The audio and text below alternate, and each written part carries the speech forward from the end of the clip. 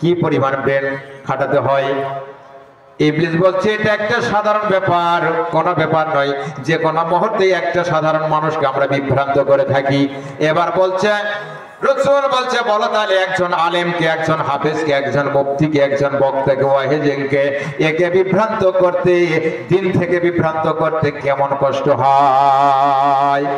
এবার শয়তান ডাকতে পারি ইয়া রাসূলুল্লাহ, ইয়া হাবিবাল্লাহ গো, একজন আলেমকে যদি বিভ্রান্ত করতে যায় তাহলে আমাদের ওই সাধারণ 1000 আবেদ লোককে বিভ্রান্ত করতে যেই পরিমাণ সময় লাগে, যেই পরিমাণ কষ্ট হয়, যেই পরিমাণ শ্রম লাগে, 1000 সাধারণ আবেদ মানুষকে কত হাজার, জোরে বল কত হাজার, 1000 মানুষের যে পিছনে যে শ্রম দেওয়ার পরে তাকে বিভ্রান্ত করা হয়, এই রকম 1000-এর সমান সময় দেয়া লাগে একজন আলেমকে বিভ্রান্ত করতে।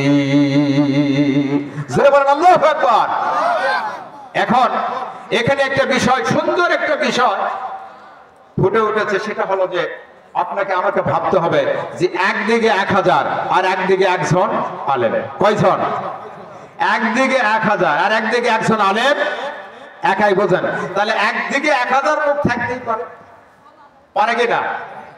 তাহলে একদিকে যদি 1000 লোক থাকে, আমরা বুঝবো যে সংখ্যা তো বেশি, ওরাই ভালো, হুজুররাই খারাপ। কথা বলেন ঠিক কিনা? আছে না নাই? যারা বলেন আছে না নাই? আমাদের